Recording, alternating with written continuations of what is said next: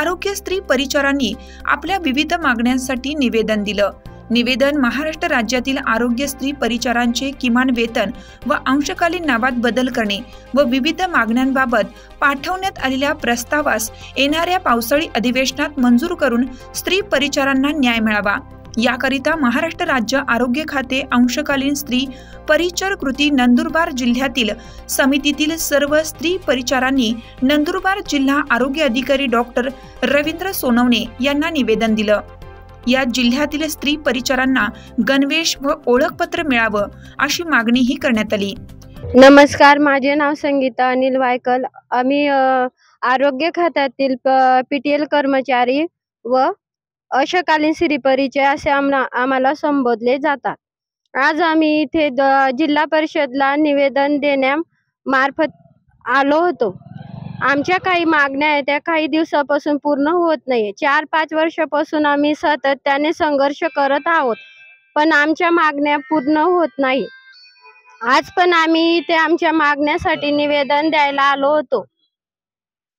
काही आमच्या मागण्या अशा आहे की आम्हाला एकूण वेतन 21,000 रुपये दिलं पाहिजे।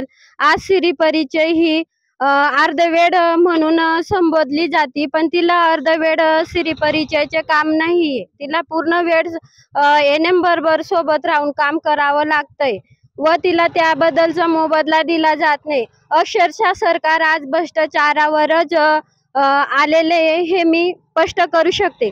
कारण की आज शेतकरी बी असला तर त्याला शेतमजुरीवाला पण असला तर त्याला 200 रुपये रोज मिळतोय व तो आपलं उदरनिर्वाह त्या 200 रुपये रोजाप्रमाणे करू शकतो। पण आम्ही अक्षरशः म्हणजे 100 रुपयात उदरनिर्वाह कसा करावा हा मोठा आम्हाला प्रश्न पडला आहे। आता तर आमची जी क्षमता होती ती पण संपण्यात आली। अक्षरशः अश्रू आमच्या डोळ्यात येतात, पण ते कुणाला दिसत नाही किंवा आम्ही धावू पण शकत नाही।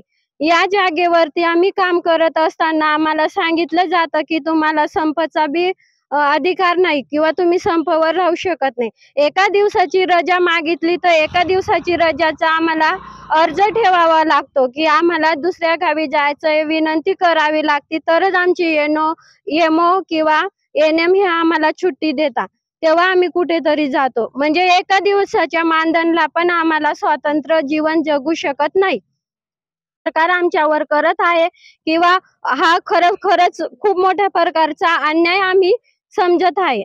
आम्हाला न्याय मिळालाच पाहिजे। जोपर्यंत आम्हाला न्याय मिळणार नाही तोपर्यंत आम्ही मागे सरकणार नाही, तोपर्यंत आम्ही कुठल्याही अटी आमच्या मागे घेणार नाही। आम्ही सातत्याने संघर्ष करू किंवा आम्ही आता अक्षरशः दुर्गा काली यांचे म्हणजे रूप धारण केले हे पण तुम्ही समजू शकता। आता अक्षरशः म्हणजे एक साधारण स्त्री नाही म्हणून आता दुर्गा कालीचे रूप आम्ही धारण केलेले आहे। माझ्या बहिणी काही इथं आहे ज्यांच्या वेदना मी आज तुम्हाला सांगू शकते। एक आमची बहीण अशी आहे, एक आमची बहीण अशी आहे जिच्यावर परिवाराची अक्षरशः जबाबदारी आहे। तिला 2 मुलांचा सांभाळ करावा लागत आहे। तिचे जो व्यवहारिक आर्थिक व्यवहार जे भागवत होते अक्षरशः तिच्या पाठीशी नाहीये। म्हणजे आज ती विधवा आहे, तर तिनं या 3,000 मध्ये आपल्या मुलाबाळांचं शिक्षण व त्यांचे वाले जे आर्थिक खर्च आहे तिने कसं करावा। एकटी स्त्री ह्या 3,000 वरती हा घरातला परपंचन शक्य नाही होऊ शकत। म्हणून सरकारने हा पण निर्णय घ्यावा किंवा आमच्या सोबत काही महिला अशा आहेत ज्यांना मुलं बाळ नाहीये, मग पुढच्या आता त्यांची वय संपण्यात आली म्हणजे ते अक्षरशः 1 रुपये रोजावर काम करून म्हणजे 50 रुपये महिन्यावर मानधनावर काम केलंय त्यांनी। तर आज त्यांना म्हणजे पूर्ण आयुष्य त्यांनी आपल्या PSC आरोग्य खात्याला देऊन सुद्धा त्यांना आज मानधन वाढ भेटत नाहीये किंवा त्यांच्याशी खूप अत्याचार होते।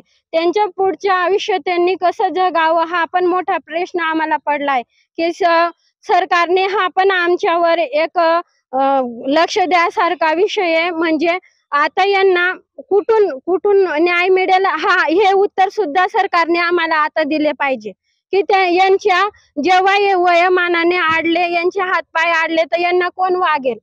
त्यांना आश्रमशाळाची पाळी येईल का? त्यांना कोण कुठला आधार देईल? हे पण प्रश्न मोठा आम्ही सरकार पुढे मांडत आहोत. एवढं बोलून मी MDTV साठी संजय मोहिते,